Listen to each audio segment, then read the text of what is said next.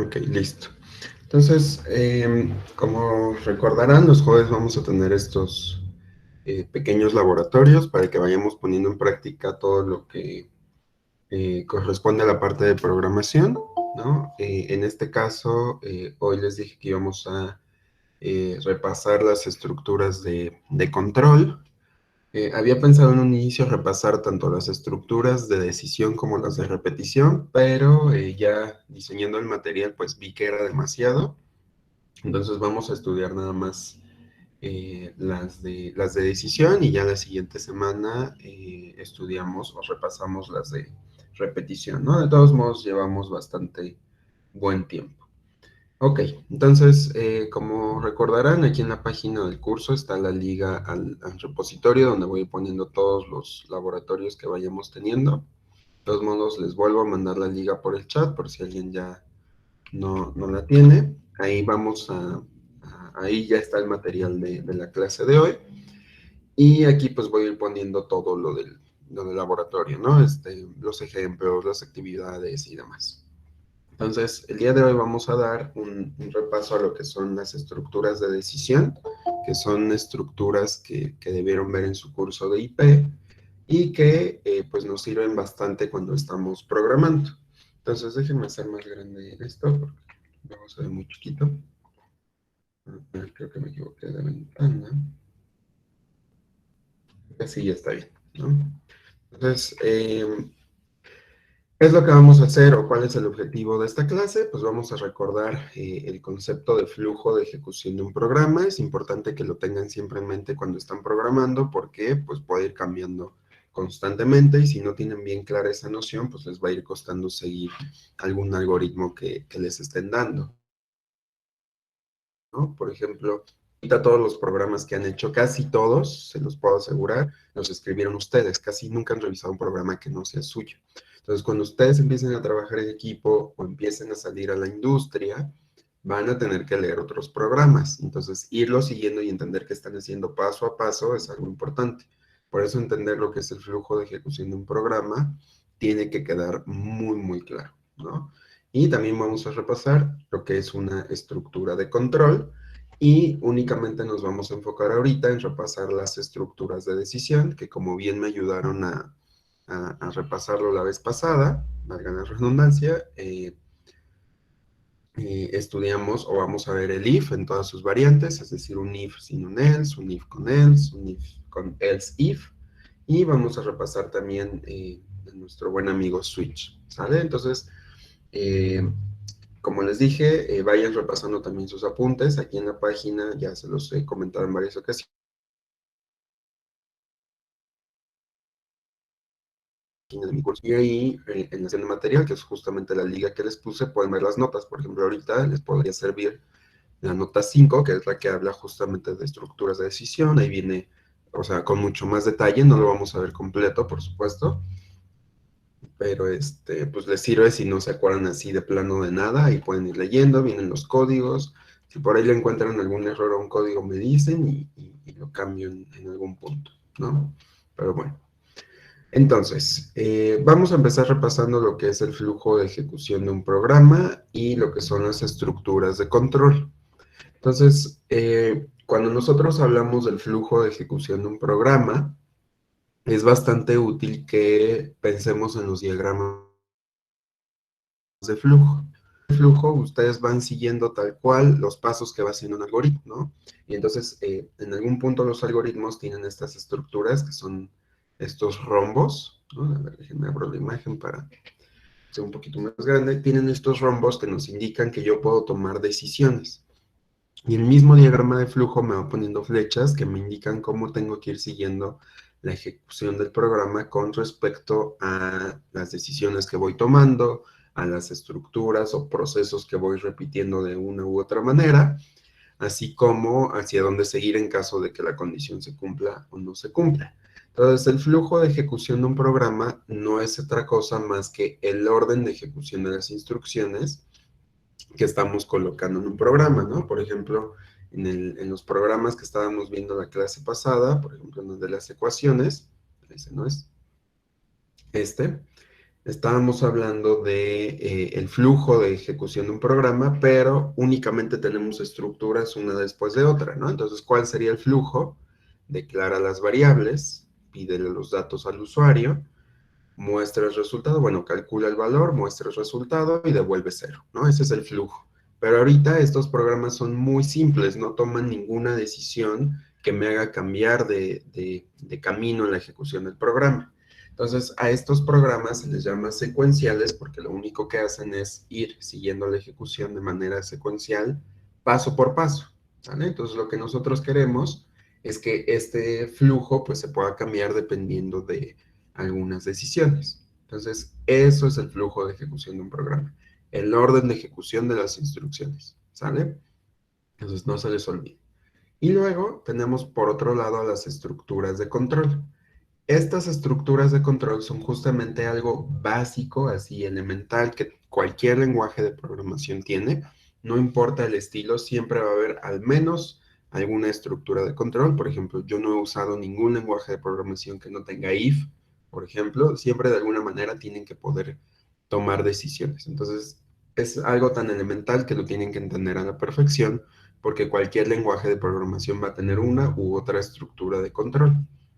Entonces, estas estructuras de control justamente se utilizan para modificar el flujo del programa, ¿no? Que serían equivalentes a los diamantes que les estaba comentando aquí. Si pasa esto, ejecuta esta parte del código. Si pasa esto, ejecuta esta otra, o ignora el código, o vete para acá, o hay cambios constantemente en este flujo del programa. Entonces, ¿para qué me serviría alterar el flujo del programa? Pues justamente a veces únicamente quiero realizar tareas determinadas cuando se cumpla una condición, ¿no? Por ejemplo, si la variable es mayor a 10, ejecuta tal cosa.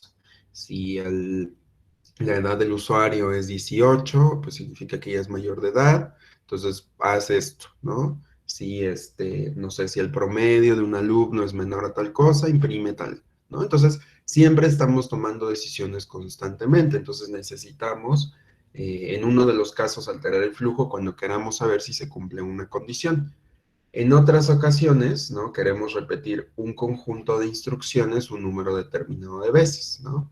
Por ejemplo, cuando estoy mostrando un menú en pantalla, pues necesito que se esté ejecutando constantemente, ¿no? Yo necesito que el menú se muestre y muestre y muestre, mientras el usuario no nos diga que ya quiere salir de ese programa.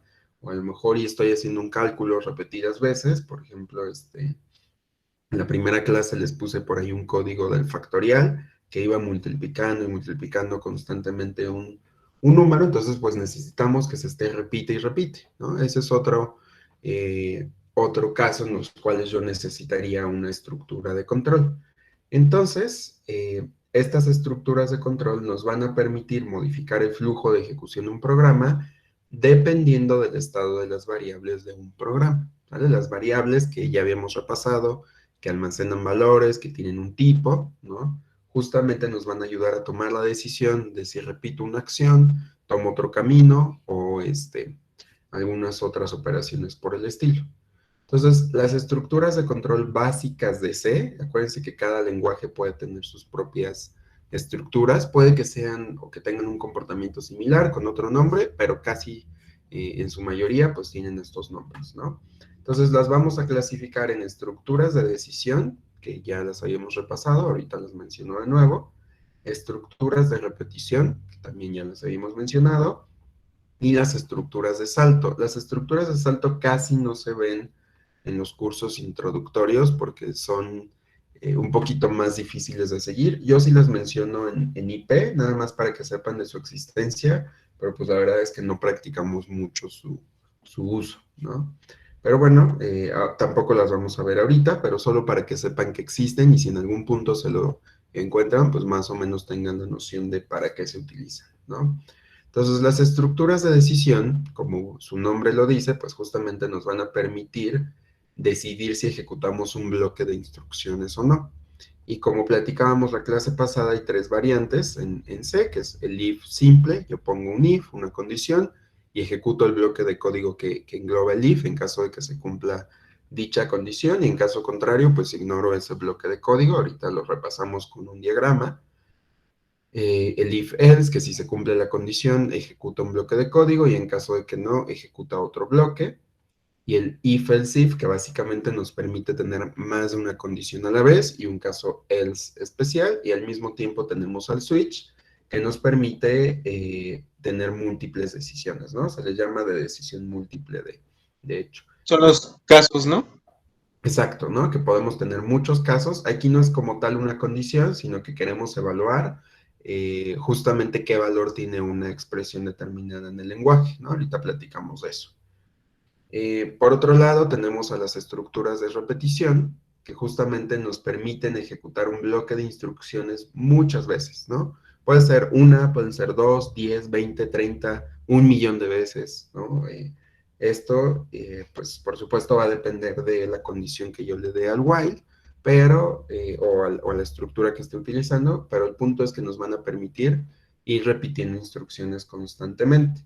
Pero, como les dije, vamos a repasar estas estructuras hasta la próxima semana para que pues le demos el tiempo que merecen a las estructuras de decisión. Digo, ya lo revisaron en el curso pasado, pero pues una clase de repaso no está mal. Entonces, vamos a tener 3 estructuras, que son las estructuras while, que pues básicamente repiten un bloque de código mientras se cumple la condición. El do while, que es básicamente un while volteado, pero que nos garantiza que se ejecuta al menos una vez el bloque de instrucciones, y una vez que lo ejecuta, verifica si la condición se cumple y vuelve a repetir el proceso. Y un for, que básicamente es un caso particular del while, ¿no? Donde tenemos una variable de control en específico, la tenemos ahí explícitamente, tenemos una condición, y vamos indicando cómo actualizar esa variable de control, ¿no? Sin embargo, cualquier cosa, pues muchas veces la gente dice, no, es que el for es muy complejo, pero realmente hace lo mismo que el while, ¿no? O sea, hay veces donde nos conviene más por su sintaxis tener el for ahí definido, pero pues yo podría bien usar un while o un for, ¿no? Pero bueno, de todos modos estos 3 ya los reemplazaremos más adelante.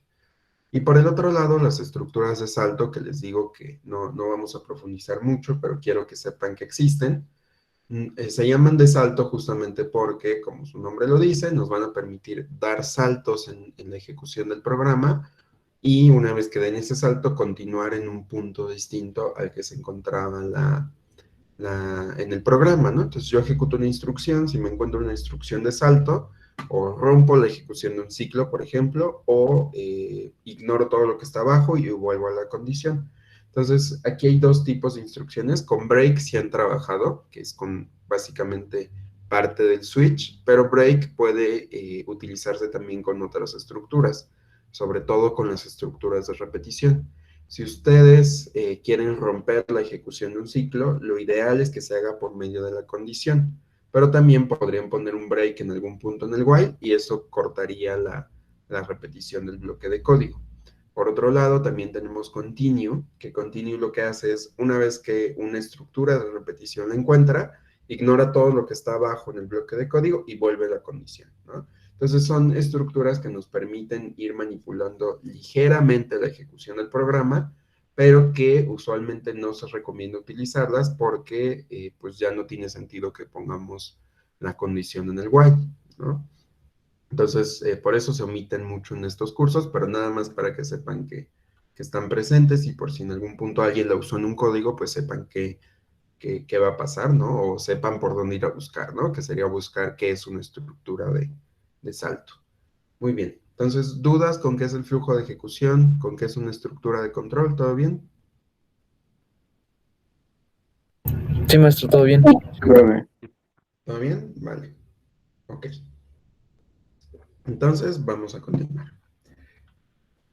Entonces, la primera estructura que vamos a repasar va a ser nuestro if, como les dije, en todas sus variantes. Entonces, el if es básicamente una estructura de decisión que evalúa una condición. ¿Quién me puede recordar qué es una condición?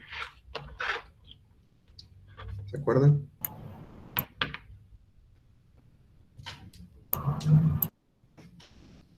Sí, ¿no? ¿Alguien sabe qué es una condición? Un Ahí no valor sé cómo. No, sí, tú, Luis. No, si quieres tú, adelante. Ah, bueno. Pues ahora sí que pues son los valores que, bueno, que ahí en la condición, pues tú le dices si se va a ejecutar o no, ¿no? Por ejemplo, si X es igual a 3, ¿Sí? pues pues ya después, en caso de que sea un sí, pues realiza tal esto, y en caso de que un no, pues realiza Exacto. tal, ¿no? Ah, los valores lógicos, ¿no? Exactamente, ¿no? Justo. Entonces, como dicen los dos, son valores que nos van a devolver o un sí o un no, ¿no? Usualmente, en lugar de decirle sí o no, le decimos verdadero o falso. Entonces, básicamente una condición es un valor que se puede evaluar a verdadero o a falso, que es justamente esta parte de que también ven en matemáticas discretas. Una proposición, si se acuerdan, una proposición puede ser verdadera o falsa. Entonces, lo que ponemos siempre en las condiciones de un if son proposiciones que dependiendo del estado de las variables van a ser verdaderas o van a ser falsas, ¿no? Incluso no necesariamente tengo que tener una variable. Por ejemplo, yo le podría poner aquí si 10 es menor que 20, haz tal cosa y se va a cumplir. ¿Por qué? Porque es una cosa que se evalúa verdadero o falso. Normalmente cuando estamos en un ambiente un poco más formal le llamamos proposición, pero ya en términos de programación le llamamos condición, pero son exactamente los mismos conceptos. Y entonces, para yo poder usar estas condiciones, necesito justamente utilizar lo que se conoce como operadores relacionales en el caso de los números y los operadores lógicos, ¿no? Entonces, déjenme nada más abrir un pizarrón para que repasemos todo esto. Es que no encuentro esto.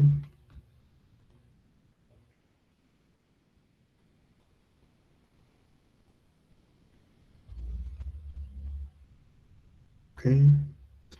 Ahora déjenme la comparto por acá. Entonces, operadores relacionales y...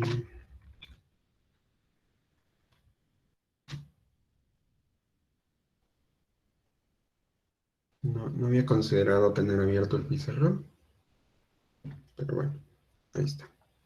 Entonces, tenemos dos tipos de operadores que nos auxilian mucho con las condiciones, ¿no? Y dijimos que las condiciones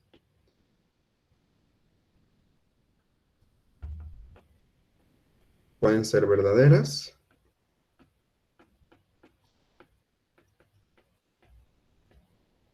o falsas, ¿vale? Y por el otro lado vamos a tener a los operadores relacionales. ¿Cuáles son los operadores relacionales? ¿Quién me los puede recordar? Sería el AND, la O. Estos son los lógicos, ¿no? Ah, sí.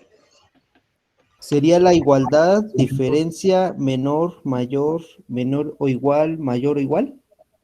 Exacto, ¿no? Entonces, ya nos habían dicho los lógicos, que fueron el AND, muy bien, el OR, son estas dos rayitas, y faltaba el NOT, ¿no? Y de los operadores relacionales, como bien ya nos dijeron, pues son estos operadores que me permiten comparar números, ¿no? Como el menor, el mayor, el menor igual, el mayor o igual, el igual como tal, y el de diferente. Entonces, todos estos operadores siempre nos devuelven valores lógicos. Es decir, son verdaderos o falsos. ¿Vale? Ejemplos de todos estos operadores, pues vamos a verlos. Bueno, por ejemplo, de los relacionales, creo que es bastante intuitivo, ¿no? Por ejemplo, yo puedo decir 10 menor a 20, que había dicho hace ratito, o incluso puedo tener variables, por ejemplo, quiero saber si A es igual a 10, o quiero saber si X es diferente de 8, o cosas por el estilo. Y los operadores lógicos, pues necesitamos recordar las tablas de verdad. ¿Se acuerdan de las tablas de verdad? Sí. Sí. Okay. Sí. Entonces, ¿cuál es la tabla de verdad? Por ejemplo, de la negación. Si yo les pongo una variable X y les digo no X, y X es falso y después es verdadero, ¿cómo termina siendo X?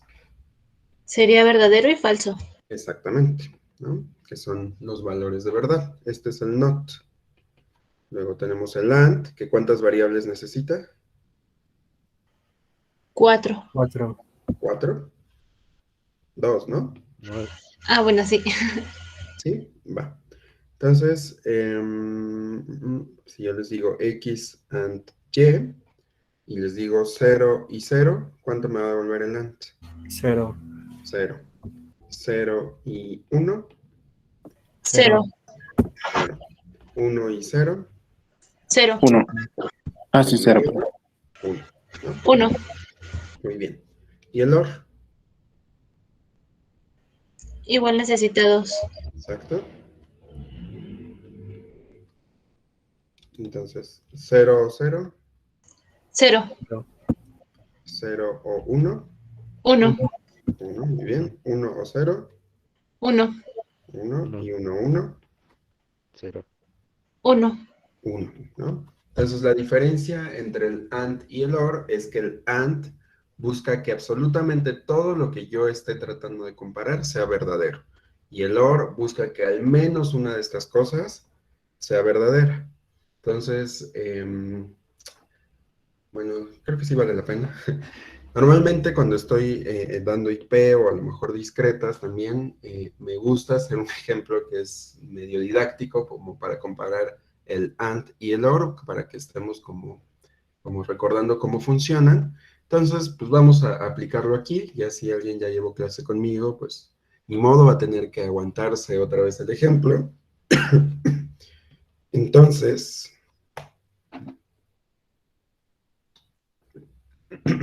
ya aparezco Lolita Ayala, perdón.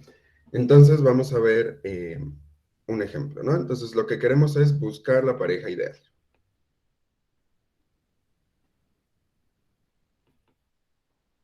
Entonces, ¿qué características buscan en su pareja ideal? Así, lo que ustedes quieran. Pueden poner lo que quieran en el chat, activar su micrófono. ¿Qué buscan en su pareja ideal? Inteligente. Inteligente. Muy bien. ¿Qué más? Fidelidad. Fidelidad. Muy bien. Que me quiera. Ok. Fidelidad. ¿Qué más? Responsable. Responsable. Honestidad. Honestidad. ¿Y ya? ¿Con eso? Razonable. Razonable. También un poco de belleza, ¿no? Ok, entonces, uno cuando empieza a buscar el amor ahí, por ahí por los 15, 18 años, pues está ahí en una etapa donde no. Yo voy a buscar una persona que cumpla exactamente con todas estas cualidades, ¿no? Entonces dice, ok, voy a conocer a alguien, ¿no? Entonces llegan, ¿es inteligente? No, pues sí, ¿no? ¿Es fiel? Pues también. ¿Me quiere? Pues parece ser que sí, ¿no? Y entonces ahí voy poniendo una palomita a cada cosa. Pero de repente me doy cuenta que no es honesto, ¿no? Honesta, ¿no? Y entonces, pues yo digo, no, pues no me convence, no cumple con todos mis estándares, entonces no, rechazada esa pareja. Entonces, cuando yo me pongo así de exigente a ver cada una de las cualidades, pues entonces estoy aplicando un ANT. Pero ya después de unos años, cuando uno ya tiene veintitantos, ya treinta y tantos también, dice, no, pues no, si sigo así de exigente, me voy a quedar solo toda la vida. Entonces empiezo a comportarme un poquito más, pues no ser tan exigente, ¿no? Entonces dice, pues mira, pues ya con que sea inteligente ya va de gane, ¿no? Pues a lo mejor y que sea fiel, pues también, ¿no? Pero ya no me interesa tanto si me quiere, ya no me interesa que sea razonable, con que cumpla con estas dos cosas, pues ya, acepto a esta persona. Entonces, cuando yo no soy tan selectivo, pues justamente estoy hablando de un OR. Entonces, con este ejemplo lo que quiero ilustrar nuevamente es que el AND justamente busca que todo se cumpla, porque es muy exigente el AND, y el OR pues es un poco más flexible en el sentido de que no todo se tiene que cumplir, con que alguna de las cosas sea verdadera, con eso el el OR ya me dice que sí, ¿sale? Entonces, más o menos así es como funcionan los operadores lógicos. Todos los lenguajes de programación, nuevamente, al menos los que yo he utilizado en algún punto de mi vida, tienen estructuras de este tipo, tienen operadores lógicos, entonces también es importante que los tengan ahí, ¿no? Por ahí vi que en el chat pusieron que le guste tomar, también me faltó anotarlo, pero también puede ser, ¿no? Cada quien busca su pareja ideal. Ok, entonces, volviendo al código, bueno, al repositorio.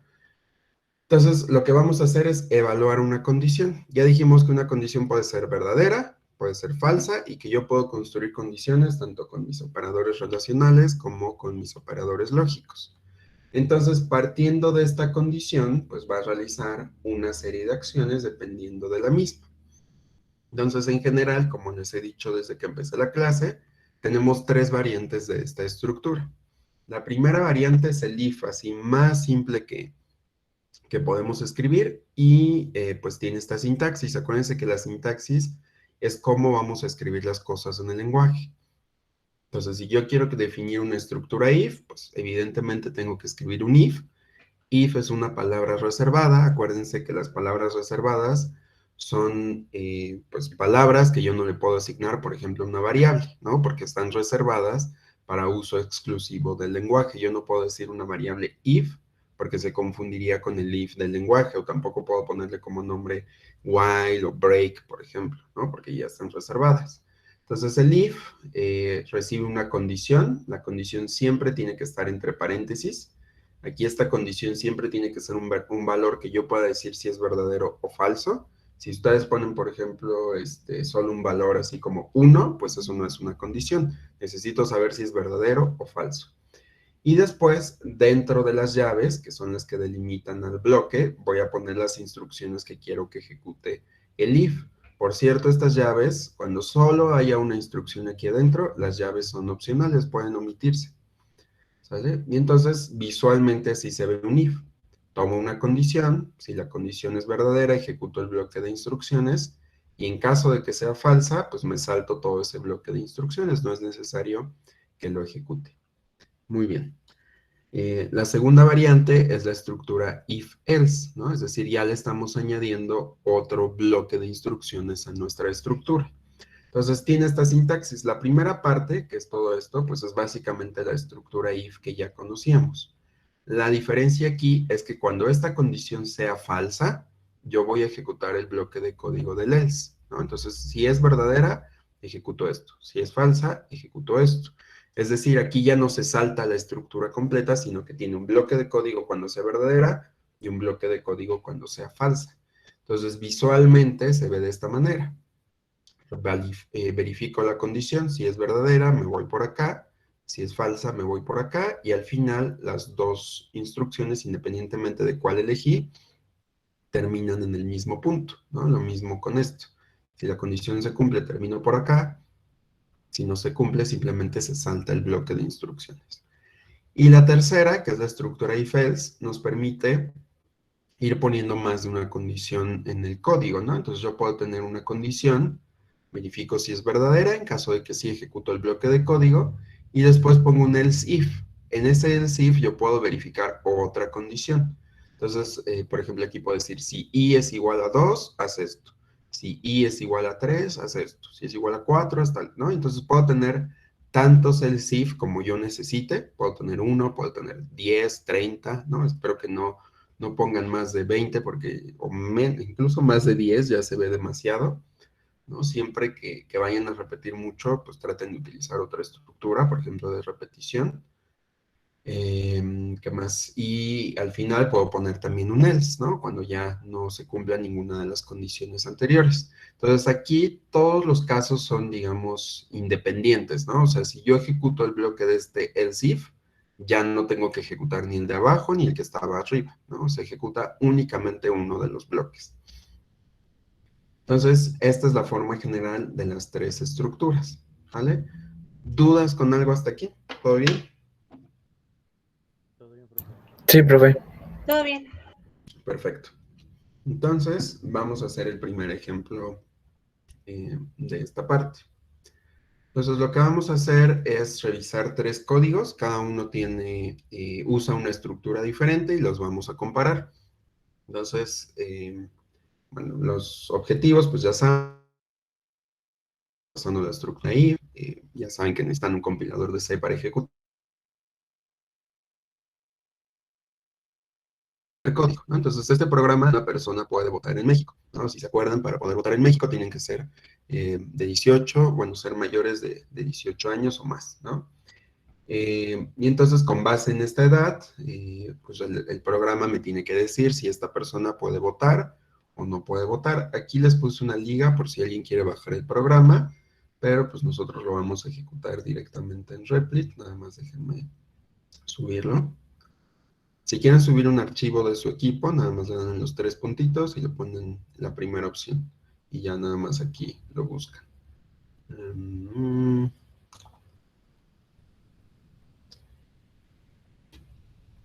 Voy a subir los 3 de una vez para ya no estarlos cargando uno por uno. Entonces aquí tengo el código de votaciones. Déjenme hago esto más chiquito. Y pues como siempre vamos a tener los elementos que estuvimos repasando la clase pasada, bueno, la semana pasada. Hay que importar la biblioteca de entrada y salida porque nos vamos a estar comunicando con el usuario por el teclado y el monitor. Hay que definir nuestro amigo main, que siempre va guiando la ejecución del programa. Dado que voy a pedirle la edad al usuario, únicamente necesito una variable, que en este caso le llamamos E. Le pedimos los datos al usuario, ¿no? Le ponemos un mensajito de dinos tu edad, por favor. La guardamos con el porcentaje de, dado que estoy guardando un valor entero, y la guardo en la dirección de memoria correspondiente a esta variable. Y aquí tomo unas decisiones. Si nos damos cuenta, estos if no les puse llaves. Acuérdense, cuando haya una única instrucción en el cuerpo del if, podemos omitir las llaves. Pero, pues, también funciona si le ponen las llaves o no. No es necesario cuando solo haya una instrucción, ¿vale? Entonces, yo de momento no se las voy a poner, pero si a ustedes todavía se les olvida o necesitan estarlas repasando, pues yo les recomiendo que las sigan poniendo hasta que en algún punto ya tengan tanta experiencia que digan, pues puedo omitir las llaves, ¿no? Entonces aquí la primera condición me dice, si E es mayor o igual a 18, pues esto significa que ya encontré una persona que es mayor de edad y en ese caso ejecuto este bloque de código. En caso de que E sea menor a 18, pues ejecuto esta línea de código y le digo pues, que no puede votar. Entonces, nótese que cuando esta condición sea verdadera, ejecuto este bloque de código, pero si es falsa, ya no se ejecuta, es decir, se salta toda la instrucción cuando la condición sea falsa y se va a este caso. En caso de que esta condición sea verdadera, ejecuta este bloque de código y en caso de que sea falsa, pues ya se salta este bloque de código y terminaría el programa.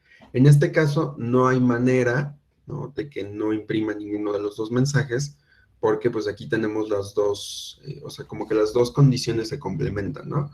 E es mayor, o el número es mayor o igual a 18 o es menor a 18. No hay manera de que no entre en ninguno de los dos casos, ¿sale? Entonces vamos a ejecutarlo. Aquí en la página, bueno, en el repositorio les puse las instrucciones para ejecutarlos, por ejemplo, con la edad 29 y con la edad 8.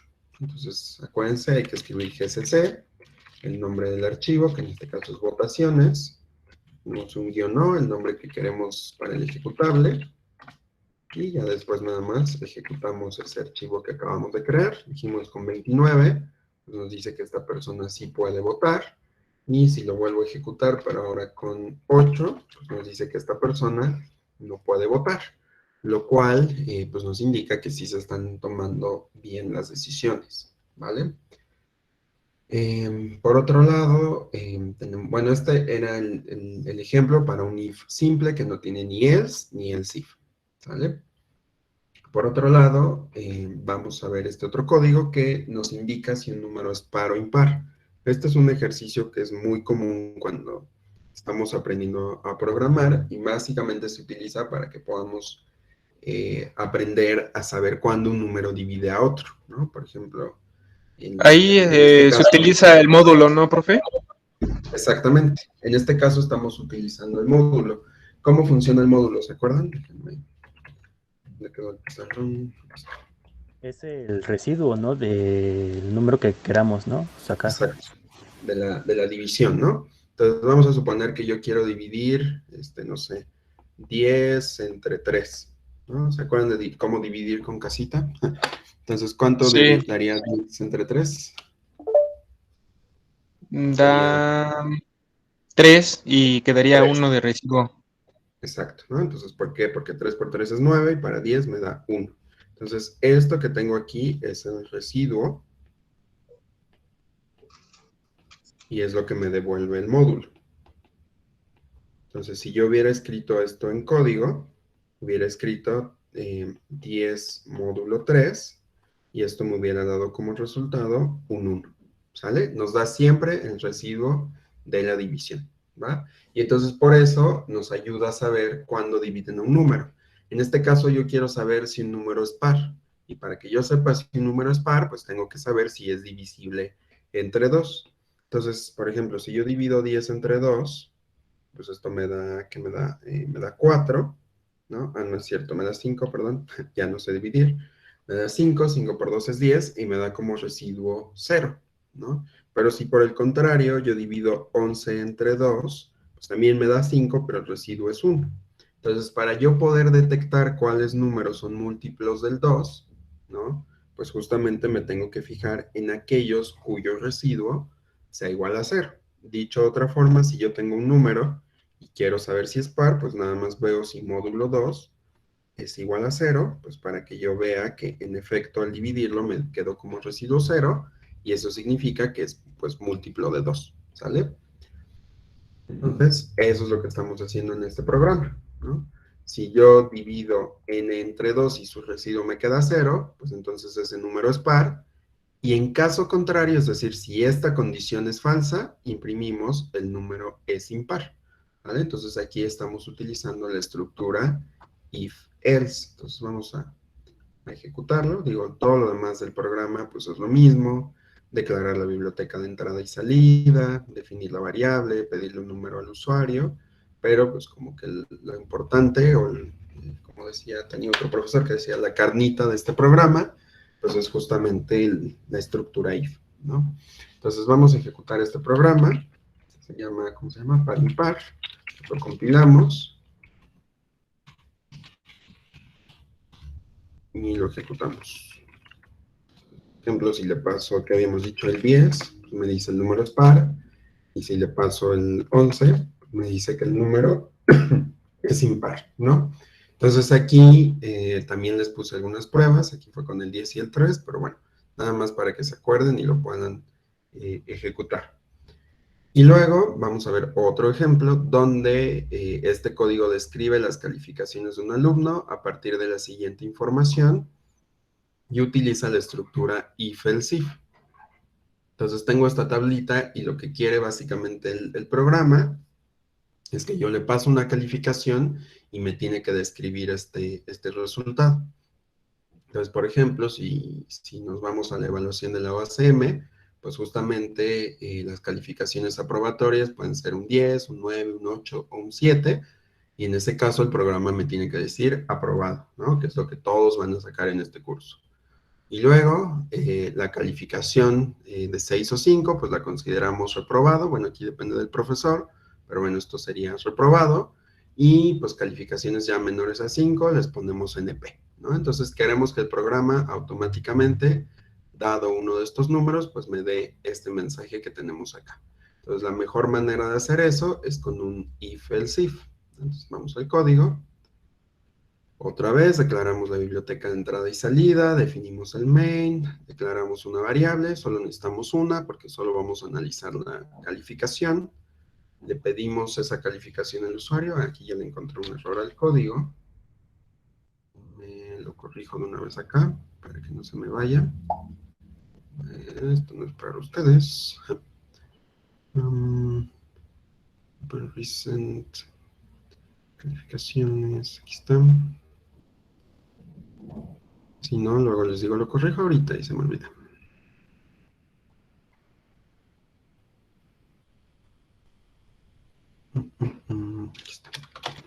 Listo.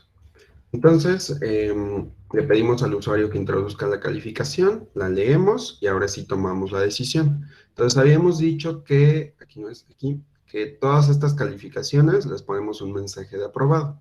Si se dan cuenta, la condición para que yo pueda validar estas calificaciones, pues cualquiera que sea mayor a 7, le ponemos aprobado. A lo mejor también tengo que acotar para que no me vayan a poner un 20, un 40, pero bueno, eso no es relevante ahorita. Lo que queremos, o lo que quiero que vean, es que entiendan cómo funciona la estructura de manera más simple posible, ¿no? Entonces, con que esta calificación sea mayor o igual a 7, vamos a imprimir aprobado. Entonces, eso es lo que estamos haciendo aquí. Si C es mayor o igual a 7, imprime aprobado, ¿no? Después me voy a la otra condición. Aquí ya no le puedo poner que sea mayor o igual a 5, porque también tomaría en cuenta estas calificaciones. Lo tengo que acotar para que también, pues, sea, podríamos decirle menor o igual a 6, pero, ahí acotaría estos valores. Entonces, para evitar eso, justamente le vamos a decir que sea exactamente 6 o que sea exactamente 5. Entonces, aquí es donde entra mi caso else if, ¿no? Le digo, ok, aquí no sé qué hice, ahí está. Si C es mayor o igual a 7, imprime aprobado.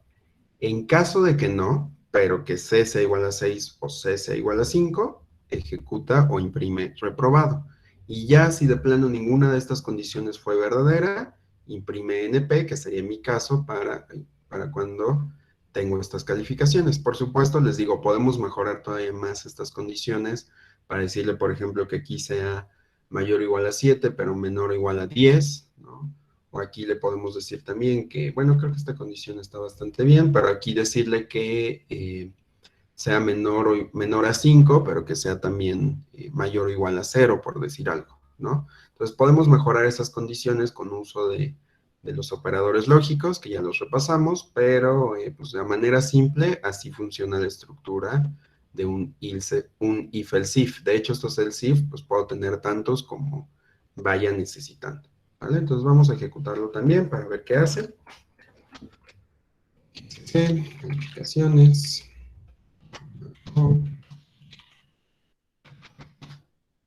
Entonces lo ejecutamos. Entonces, si ponemos, por ejemplo, un 8, pues nos tiene que decir aprobado. Si le decimos, por ejemplo, 6, nos tiene que decir reprobado. Si le pongo un 2, pues ya nos dice, no nos dice nada. Ah, es que no me esperé, ¿no? Ya me dijo NP. ¿Sale? Entonces así funcionan estas estructuras de decisión. ¿Alguna duda con ellas hasta aquí? ¿Todo bien? ¿No los he perdido? ¿Sí se acuerdan? Todo. Sí, profe, todo bien. Todo bien, bro. Sale. Entonces vamos a volver a esta página. Y entonces vamos a repasar ahora con una actividad. Vamos a hacerla entre todos. Normalmente si esto fuera presencial, pues los pondría a hacerlo en vivo a ustedes para que vayan saliendo dudas, pero pues no tenemos ahorita oportunidad de tener un laboratorio, entonces lo vamos a hacer entre todos, ¿vale? Entonces vamos a lo que necesitan. Si lo van a hacer después de la clase porque quieren seguir practicando, pues hagan primero el ejemplo 1, revísenlo para que vayan saliendo dudas y ya después aviéntense a hacer este problema, ¿no? Entonces el problema está descrito aquí, y para que no se me duerman, pues a ver, ¿alguien me ayuda a leer el enunciado? Si quiere yo, profe. Vale. El 14 de febrero una persona desea comprarle un regalo al ser querido que más aprecia en ese momento. Su dilema radica en qué regalo puede hacerle. Las alternativas que tienen son las siguientes. A ver, el regalo, la tarjeta, el costo es de 10 pesos o menos. Los chocolates de 11 a 100. Los flores de 101 a 250 y el anillo más de 251. Se requiere diseñar e implementar un programa que ayude a determinar qué regalo se le puede comprar a ese ser tan especial por el Día del Amor y la Amistad. Sale, muchas gracias, Yael. Muy bien, entonces queremos escribir un programa que resuelva este problema. Entonces, como ya les dije en la clase pasada, nunca empiecen a programar sin analizar el problema, ¿sale? Entonces vamos a hacer rápidamente un análisis. Acuérdense que para hacer el análisis, pues nos podemos ir haciendo preguntas como para detectar la entrada, detectar el proceso, la salida, si necesito alguna fórmula, ¿no? Entonces, ¿cuál será la entrada de este programa? Déjenme, ahorita les pongo la tabla. ¿Cuál debería ser la entrada? Los regalos, ¿no? ¿Los regalos? No. Yo creo que el costo, ¿no? ¿El costo? O sea, vamos a suponer que ustedes van a una tienda y ven esta tabla. ¿Con qué decidirían qué comprar? Puede ser el regalo. Dependiendo de mi presupuesto. Exactamente, va a depender del presupuesto. Entonces yo necesitaría saber cuánto dinero tengo y con base en eso, que el programa me diga, ah, pues regálale una tarjeta, regálale unas flores, ¿no? Entonces, nuestra entrada sería justamente el presupuesto del usuario.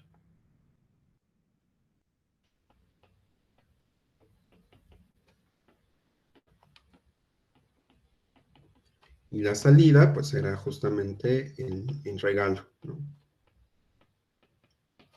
Ah, ¿necesitaré alguna fórmula?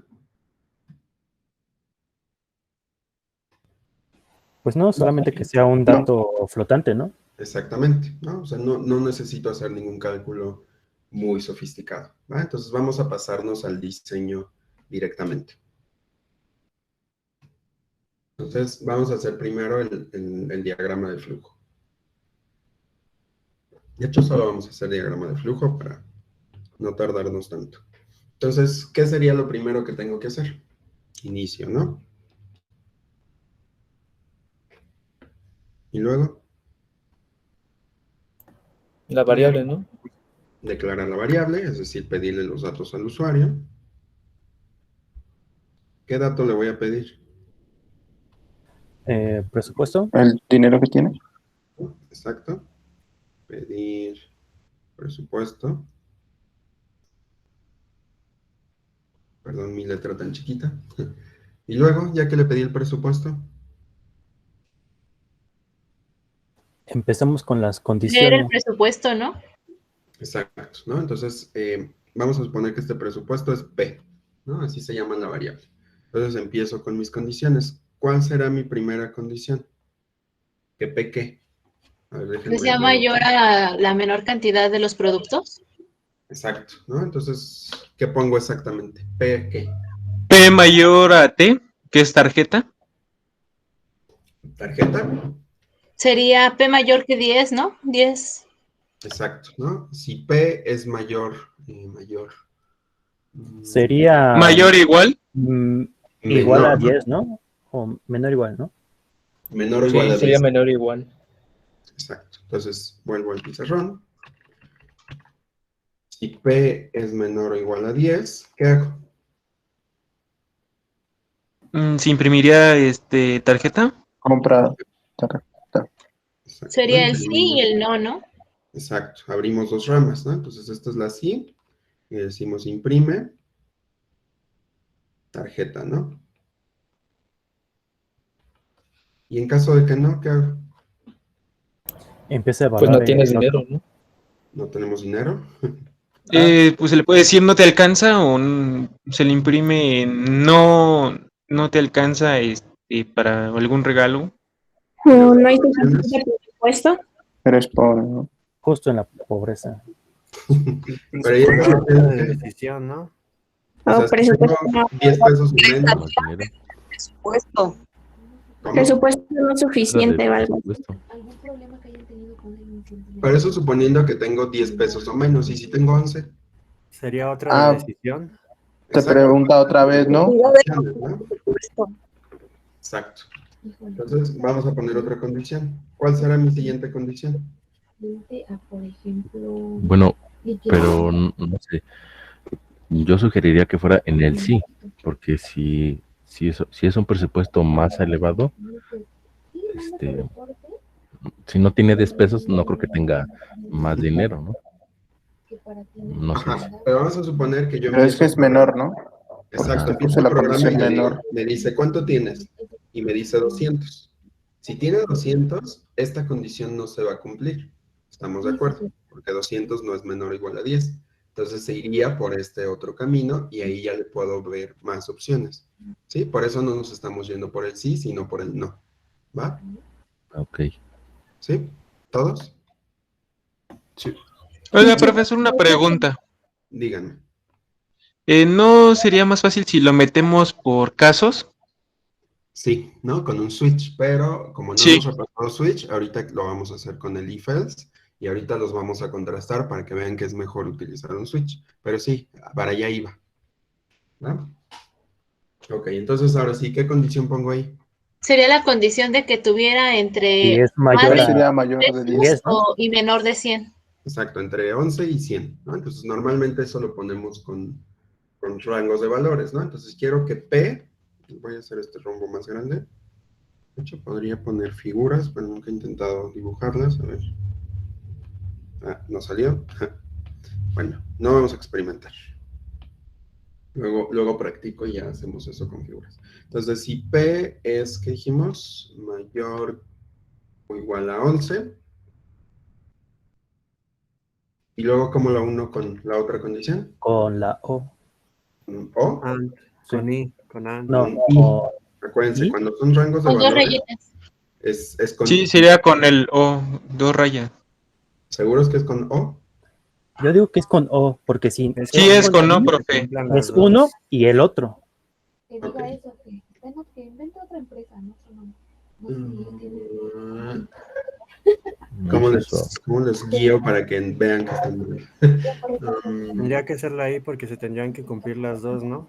Exactamente. Yo quiero que el valor sea tanto mayor o igual a 11 como menor o igual a 100. Puede que sea 11, puede que sea 100, pero quiero que se cumplan las dos cosas, ¿sí?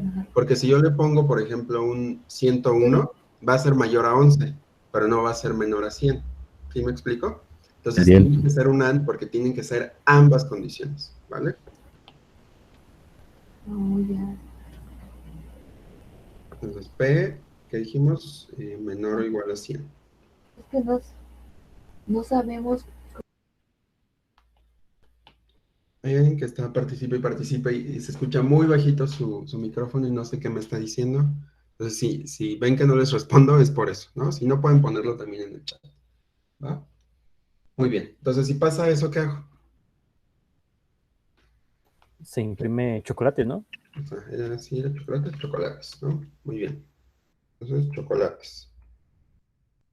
Qué feo dibujo. Imprimir chocolates. ¿Y en caso que no? Vamos a la otra parte. Ajá. Vamos a tomar la siguiente decisión, que sería si el precio está entre 101 y 250. Entonces déjenme mover esto a otro lado porque nos está estorbando mucho el texto de al lado. Pero en esa decisión ya nada más sería que sea menor a 150, ¿no? Porque ya está siendo mayor. 150. Uy, me veo. Ya perdí la pantalla. Esta. Menor a 100. Ah, bueno, 250, ¿no? Ah, sí, perdón, es que no estaba viendo los números. Más de 200. Ok, sí. Si es menor a 250, sí, porque en estos casos ya no entró, entonces la única posibilidad es que entre ahí. Y ya cuando sea mayor, lo mandamos a anillo. Ok, va. Pero déjenme mover esto de todos modos. Y nos vamos a llevar para acá. ¿Está? Voy a hacer más chiquito para que nos quepa. Ahí está. Entonces, voy a corregir esto. Entonces, nuestra siguiente condición, como bien dice su compañera, ya solo requiere revisar que el precio sea menor a 250. Ya no tengo que verificar en este caso que sea menor o igual a mayor o igual a 101, porque pues ya no entró en estos casos, ¿no? Entonces, yo ya sé que no es, no va a caer en los rangos anteriores, ¿vale? Entonces, ya solo me tengo que fijar en este último rango, ¿va? Entonces aquí sería que P fuera menor a 250. Y en caso de que eso se cumpla, como lo hemos hecho hasta ahorita, pues vamos a imprimir, que era flores, ¿no? Y en caso contrario, pues ya no tengo más decisiones, ¿no? Porque pues, ya llegué al caso donde, pues si no pasa esto, pues ya solo queda que pase esto. Entonces aquí ya dejo las decisiones y termino justamente imprimiendo anillo. ¿Sale? Y tengo que tener un fin. Entonces, ¿quién conecta su nodo con fin? ¿Qué conectó al fin? Todos, el imprimir tarjeta, imprimir chocolates, imprimir flores, imprimir anillo. Exactamente, muy bien, ¿no? Porque todos, una vez que impriman su mensaje de texto, terminan el programa automáticamente, ¿vale? Entonces, listo, ya tenemos el diagrama de flujo, entonces ahora ya lo podemos escribir también el algoritmo, eso se los dejo a ustedes, de tarea moral, para que, pues nada más es traducir esto a un algoritmo, pero vamos a pasarlo directamente a C para que no nos tome tanto tiempo, ¿va? Entonces, voy a hacer un nuevo archivo. Le vamos a poner regalos.c. Entonces vamos a interactuar con el usuario. Entonces ya saben. Importamos nuestra biblioteca favorita en el mundo. Main. Entonces, ¿qué es lo primero que hacemos? Declarar variables, ¿no? ¿Cuántas variables necesito? Una. Una, ¿no? ¿Y de qué tipo? Flotante, ¿no? Por si quiere colocar algún centavo. Exactamente. Por si tiene 10.50. Exacto, ¿no? Entonces, el presupuesto. Normalmente, siempre que manejen dinero, pónganle flotante, porque si no, uno no puede estar seguro de que no hay centavos involucrados. Ok, ¿y luego qué hago? A pedir con un print y Datos. guardar el dato, ¿no? Exacto. Printf. Introduce tu presupuesto.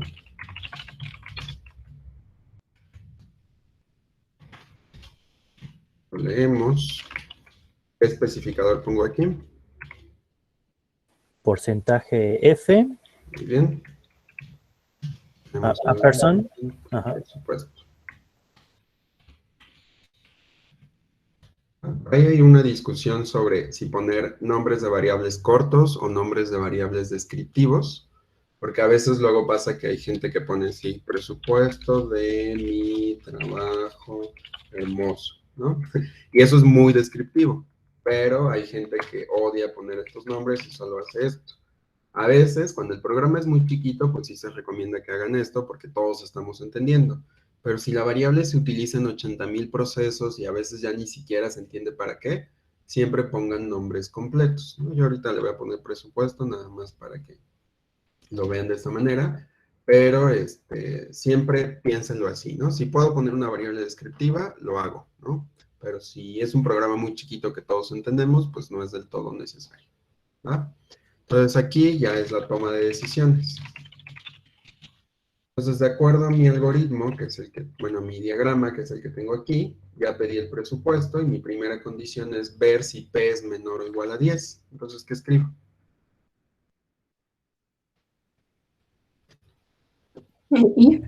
If.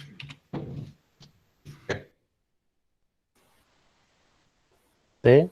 Y P es Aquí es presupuesto. mayor, Ajá. Menor aquí. mayor que 10. Menor o igual a 10, muy bien. Entonces, ¿qué hago si eso se cumple? Imprimir. Imprimir el tarjeta.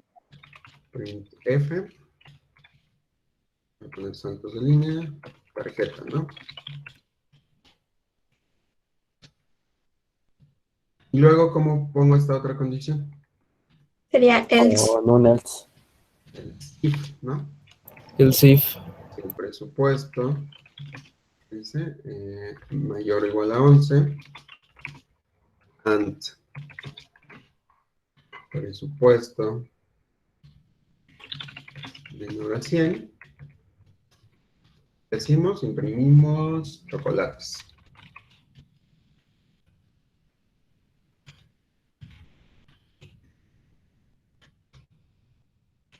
Y luego, ¿cómo pongo la que sigue? Dentro del else if, Tenemos otro else if, muy bien. Ahí escribí mal presupuesto.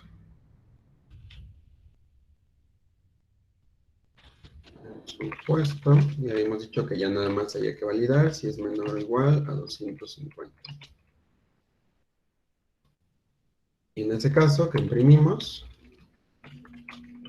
¿qué era? Flores. Y ya, en caso contrario, es decir, que ya no se cumplió ninguna de las condiciones que teníamos aquí, imprimimos anillo.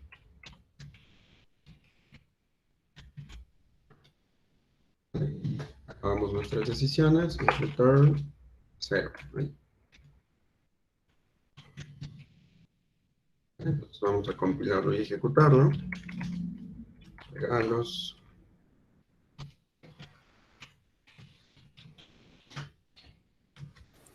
siento que va a haber un error, porque si colocamos un número menor no va a decir nada y se va directamente al anillo, ¿no? A ver, ¿con qué número estás pensando eso? Justo para eso hay que hacer pruebas de escritorio que nos acabamos de saltar. No sé, se me ocurre como un 5. Pero entraría aquí, ¿no? Ah, ok, sí. Sí. O un 0, porque pues también entra en la Y variable. entraría ahí, ¿no? Si no tengo dinero, compro una tarjeta, ¿no? Ahí pues tendríamos que poner una condición también, ¿no? Si es ¿dónde está? Que tendría que ser mayor de 3 pesos por lo menos. Ajá, desde el principio, ¿no?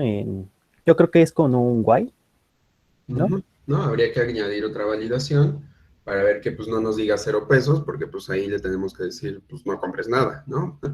Pero, pues sí, aquí habría que añadir otra validación para que asegurarnos de que tenga al menos 1 peso o 2 pesos, no sé, ¿sale?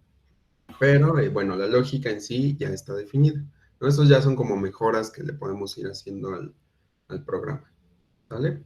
Entonces aquí lo voy a dejar por si alguien lo quiere ejecutar y si tienen dudas, pues me pueden ir diciendo después. Bueno, igual ahorita, ¿dudas?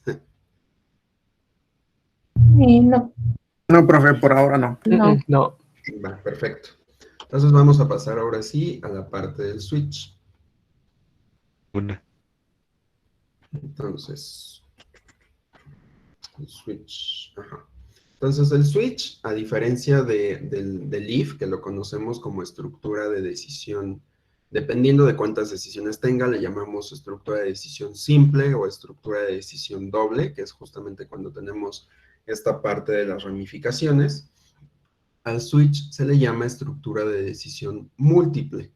¿De qué nos sirve que podamos tener múltiples decisiones? Pues que justamente nos permite decidir entre un bloque de instrucciones, pero aquí en lugar de utilizar condiciones va a utilizar casos. Y a estos casos, en lugar de ver una condición explícitamente, lo que va a ver es si el valor de una expresión casa con alguno de los cases que vamos poniendo. Entonces, esta es la sintaxis del switch, ¿vale? Entonces, yo aquí le voy a poner una expresión. ¿Qué es una expresión? Algún valor o algún programa que ustedes vean que se va a reducir a un valor. Por ejemplo, si ustedes ven 1 más 2, eso se reduce a 3, por ejemplo. O si yo les digo, ¿qué será? Bueno, 4 más 2 por 1, ¿no? Pues eso va a ser, ¿qué dije? Ya no me acuerdo que les dije, 4 más 2, eso sería 6, ¿no? Entonces, cualquier cosa que ustedes hagan y se reduzca a un valor, que sigue siendo un entero, por ejemplo, un flotante, un char, ¿no? Se puede poner explícitamente aquí. Aquí no van a poder poner una condición, por ejemplo, ¿no? Porque no habría un case. Entonces, normalmente lo utilizamos con char y con int, pero pues podrían, en otros lenguajes de programación se permite con otros lenguajes. Por ejemplo, en Java se permite con booleanos, me parece que con cadenas también, pero va a depender del lenguaje, ¿no? Entonces, algo que no hemos mencionado mucho aquí es que ustedes también tienen que aprender a consultar la documentación de los lenguajes de programación para que si mañana C ya tiene una actualización y desaparecieron los switch, que no creo que pase eso nunca, pero por si acaso, ustedes lean la nueva documentación y vean cómo funciona ahora X o Y componente, ¿sale? Si quieren después vemos en alguna clase cómo leer documentación, ¿va? Muy bien, entonces esta es la sintaxis del switch. Entonces yo le paso aquí, por ejemplo, un entero. Y aquí digo, pues mira, si ese entero que me acabas de pasar tiene este valor, ejecuta estas instrucciones y con el break le digo, ya no revises más casos. Ok. Si el switch, más bien si la expresión no tuvo el valor 1, pero tuvo el valor 2, pues ejecuta esto y luego da un break. Y así me puedo ir caso por caso, por caso, por caso. Y al final, así como el if tiene un else, aquí vamos a tener un default, que es el caso que se ejecuta en caso, valga la redundancia, de que todos los casos anteriores no se hayan cumplido, ¿vale? Entonces, si vemos esto como un diagrama de flujo, pues se ve más o menos así. Aquí hay varias variantes del switch, dependiendo de si utilizaron algún diagramador o utilizaron otro libro, qué sé yo, ¿no? Pero esta es una forma de representar un switch. Yo aquí pongo a qué variable le voy a hacer el switch y hacemos cada uno de los cases. Nótese que cada case es independiente, ¿no? O sea, si yo ejecuto este, hago este bloque de instrucciones, si ejecuto este, hago este otro, y ya hasta el final, me voy a la siguiente instrucción. Entonces vamos a hacer el ejemplo 2 rápidamente. Entonces aquí vamos a ver un programa que pide un número al usuario y calcula la cadena del mes que corresponde con ese número, ¿sale? Lo voy a subir. Ejemplo 2.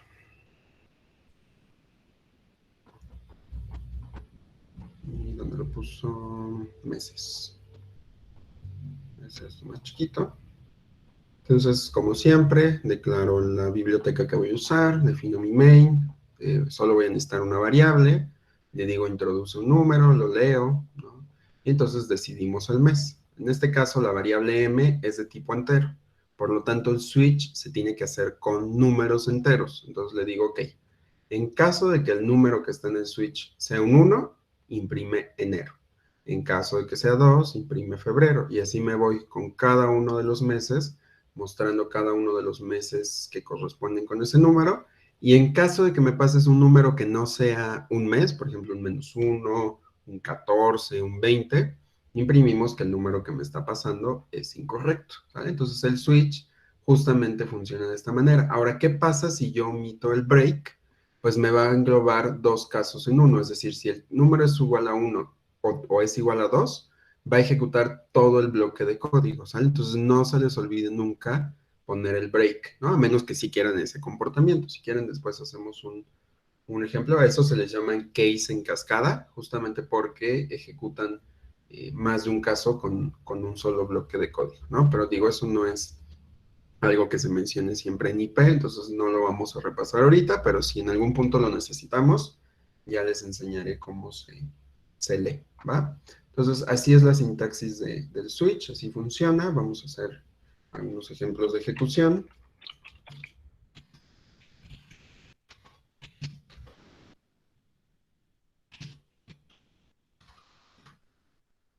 Yo ejecuto meses, y le pasamos el 10, pues me dice es octubre. Si le paso, no sé qué mes es ahorita, el 8, le decimos, nos dice agosto. Si le paso, no sé, un -5, pues me dice número incorrecto. O también si le paso un 90, pues también me dice número incorrecto. Todo está delimitado de acuerdo al rango de meses que tenemos, ¿sale? Entonces, ¿dudas con el switch? ¿Todo bien? Todo bien. Sí, todo bien. Muy bien. Entonces vamos a pasar a otra actividad que vamos a hacer entre todos.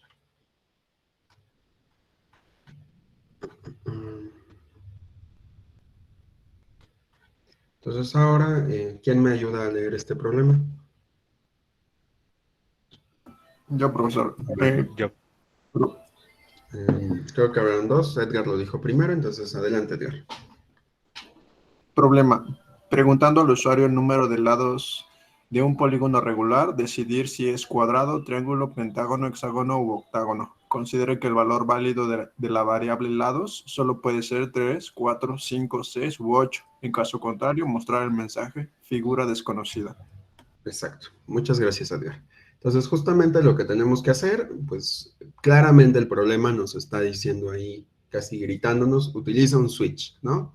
Entonces tenemos que utilizar un switch justamente porque estamos haciendo un análisis por casos, ¿sale? Entonces vamos a volver a hacer el diagrama de flujo para este problema. Va a ser un poco más simple que hacer un if con distintas condiciones. Entonces partimos del inicio. Ahí, inicio. Bueno, pero antes, ¿cuál es mi entrada? Lados. Lados. El ¿no? número de lados. Los lados de la figura. ¿Y la salida? El tipo de El figura. nombre de la figura. Muy bien, el nombre de la figura o tipo.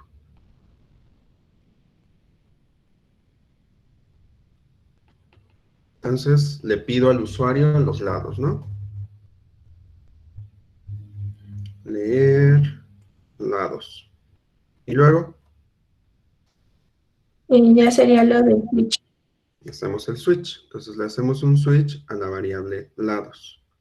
Switch lados. De hecho, a ver, déjenme vuelvo aquí para que tengan el diagrama a la mano. Acuérdense, es así. Y cada case tiene, lo voy a poner en un rombo. ¿Va? Entonces, ¿cuál sería mi primer case? Sería que la figura tiene 3 lados. 3 lados, ¿no? Justo el problema nos decía que puede ser 3, 5, que era 6 u 8, ¿no? No, 3, 4, 5, 6 u 8. Entonces, si tengo case 3, case 3, ¿qué hago? Imprimir que es un Imprimir triángulo. triángulo. Exacto. Imprimir triángulo. Luego, case 4, ¿qué hago? Imprimir que es un cuadrado. Cuadrado. Imprimir cuadrado.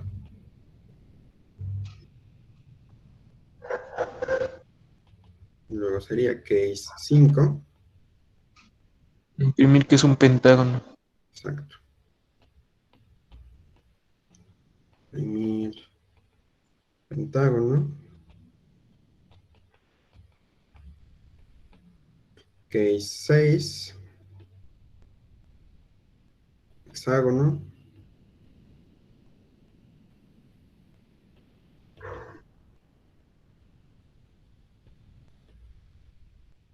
Y lo voy a poner de este lado. Case 8. ¿Qué es? Octágono, ¿no? Imprimir octágono. Entonces ya tengo mis cases y todos, absolutamente todos, terminarían en el mismo lugar, que sería el fin. Pero me falta un caso. ¿Cuál sería? De que los lados superan, bueno, que no sean de los casos, que El sea default. Exactamente, el famoso default, ¿no? Ahí. Entonces el default, ahí. Voy a dibujar acá. ¿Qué es figura desconocida? Exacto, aquí es default. Y aquí le vamos a poner imprime figura desconocida. Figura desc. Y ya, ¿no? Entonces todos mis cases los uno con el fin del diagrama, ¿vale? Entonces vamos a pasarlo ahora sí al código. Entonces vamos a hacer un nuevo archivo, le vamos a poner figuras. Entonces interactuamos con el usuario, entonces sabe, yo.h, main.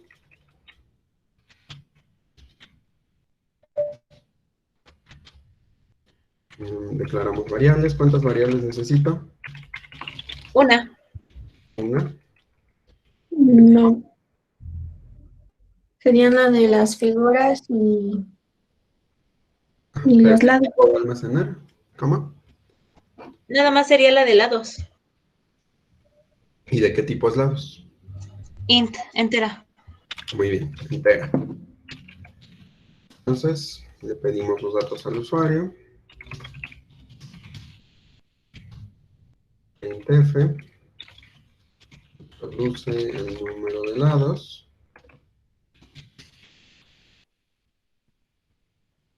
¿Con qué especificador de formato lo pido? Por ciento de. Ok, muy bien. Y lo vamos a guardar en lados. Lados, no lados. Y ahora sí, análisis de casos. Un switch. Y le pasamos lados. Pues ya habíamos hecho todos nuestros casos. Entonces, case 3, que imprimíamos triángulo, ¿no?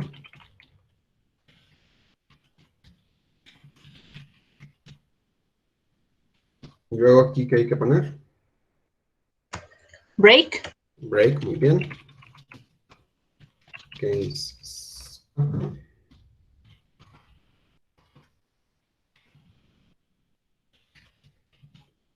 Cerrado. Luego break. Case 5. F. Pentágono.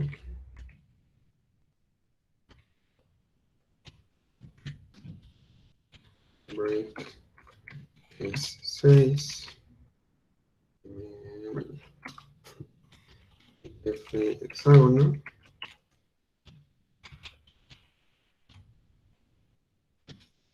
Break. Case 8. 20F.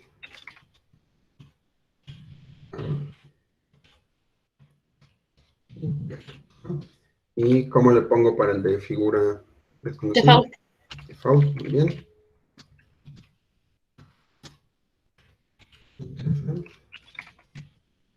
Figura desconocida.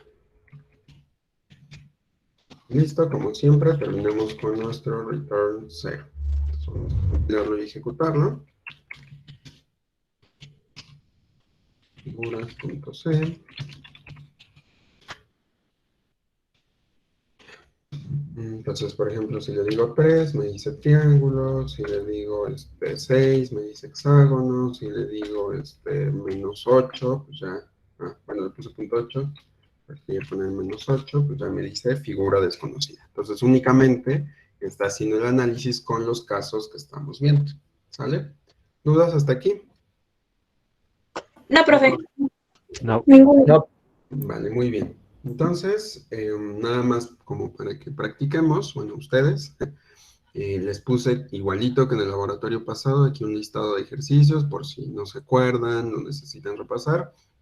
Acuérdense, todo esto es nada más a manera de repaso, no es para que lo entreguen ni nada, pero pues si de plano dicen, no, es que yo ya no me acuerdo de Switch, ya llevo mucho tiempo tratando de entenderlo, pues traten de hacer estos ejercicios y donde se atoren, me dicen, ¿no? Entonces aquí son 4 ejercicios. El primero es probar si un número es divisible que otro. El otro es para determinar el sueldo semanal de un trabajador. Esto es para determinar el tipo de triángulo que estamos recibiendo.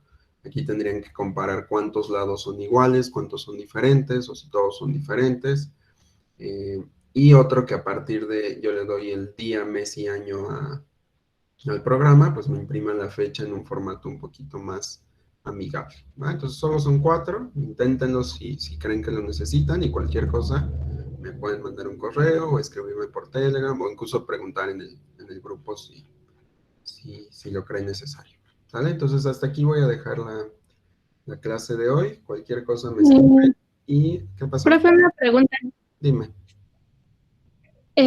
Bueno, en el caso de que usted nos pida ejercicios así de programación, ¿sí nos va a pedir a fuerzas que tenga el diagrama de flujo o puede ser por pseudocódigo?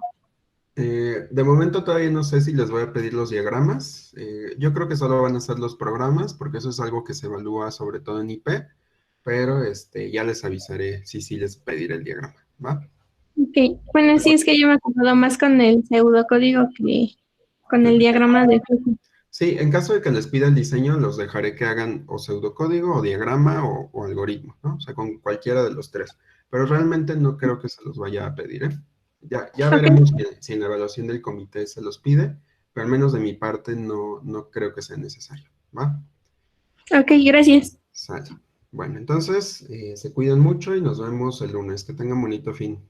Bye. Gracias, profesor, igualmente. Gracias, profesor.